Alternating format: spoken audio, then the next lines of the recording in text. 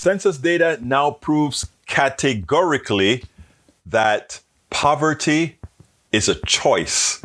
We have the choice in America to let people live in poverty or not.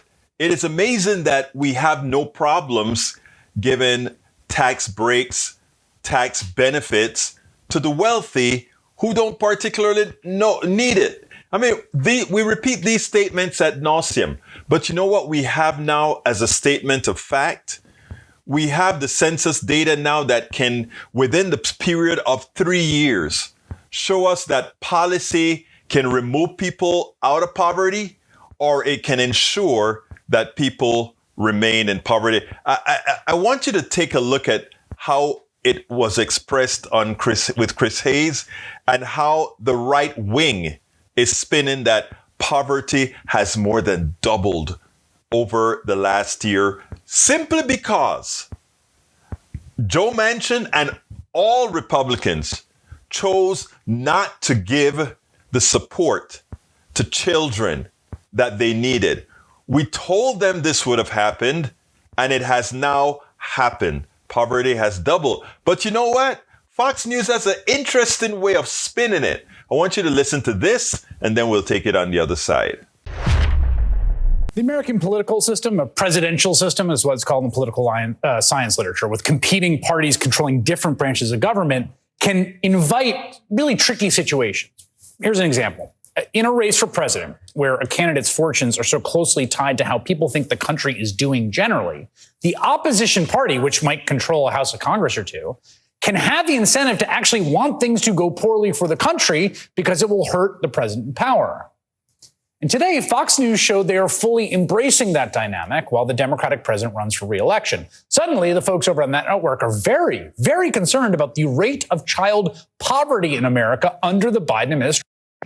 Watch how host Harris Faulkner delivers this news about new 2022 data just out from the Census Bureau. The child poverty rate, and this is one that really jumped out at me, has more than doubled during that same time. Not only is he wrong, he's hurting people, particularly children, with his policies. He's hurting people, particularly children, with his policies. Now, that data is correct, but she's leaving out a pretty key piece of context. You see, early in 2021, Joe Biden and the Democrats in Congress enacted a nearly $2 trillion stimulus. Remember, it was the American Rescue Plan. And that legislation did something incredible. It significantly expanded what's called the child tax credit. Simplified, what it meant is that during that year, families making under $80,000 basically would receive up to $300 per child per month.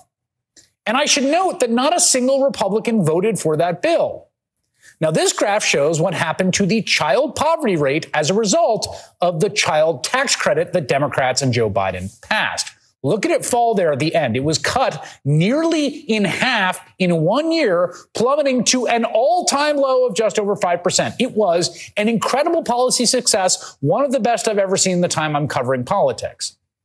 And this is what we now know happened last year after Democratic Senator Joe Manchin withdrew his support for the tax credit, and once again, 0 Republicans would agree to vote for it. Biden and the Democrats were forced to let the plan expire, and child poverty skyrocketed right back up to where it was before.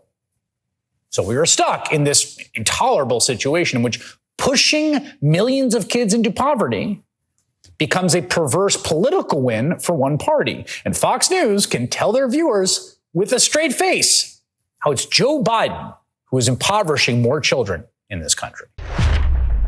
Now it is time for us to make sure that all of those who forced the signing of a bill that did not have the support for the poor, that everybody understands it.